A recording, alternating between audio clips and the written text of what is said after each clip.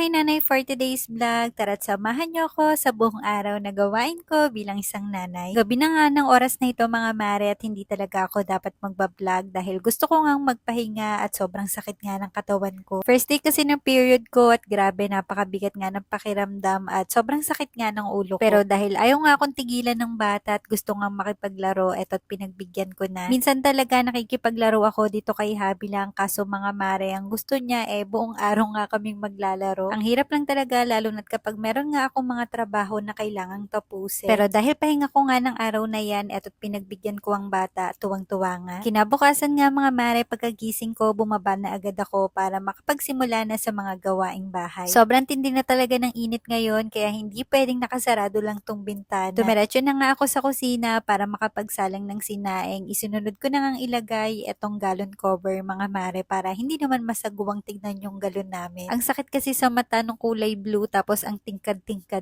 pa. Anyways, naisipan ko na nga rin palang buksan etong food processor ko from My Mate. Bali, eto nga pala mga mare ay 4 liters na malaki na kaya marami akong magagawa. Gustong gusto ko itong food processor na to dahil made of glass na. Makapal din yung pagka-glass nito mga mare kaya naman talagang matibay. Meron na rin akong ganito yung mas maliit at gamit na gamit ko ngayon. At dahil gagawa nga ako ng Shanghai, dumiretso na si Papa sa palengke pagkatapos niya sa trabaho. Konti lang itong gulay na binili niya, ito lang yung mga gagamitin ko sa paggawa ng Shanghai. Anyways, isa-isa ko na nga palang inayos yung mga ingredients na gagamitin ko. Hiniwa ko nga lang na medyo maliliit itong carrots at itong sibuyas para kapag nilagay sa food processor ay mas madaling madurog. Meron na nga itong 4 sharp blades mga mare na napakatalas kaya kayang-kaya ang yelo at kahit ang karne. Pwede na nga lang kayong bumili ng baboy at dito nyo na lang gilingin. Kahit nga ang prutas, pwede nyong gilingin dito mga mare at makakagawa na nga kayo ng smoothies. Mas mapapadali talaga yung pagluluto mo kapag meron kang ang mga gamit na ganito. Bali, pinagsama-sama ko na nga yung mga ingredient para mas mabilis akong matapos. Yung giniling nga pala mga mare, ginisa ko muna para lutong-luto. Dati nga hindi ko na ginigisa itong giniling pero meron ngang nakapagsabi na mas maganda daw na lutuin muna. Lalo na kung bata ang kakain at i-stock nga daw sa ref para mas tumagal din yung buhay. At dahil masunurin nga akong bata, char,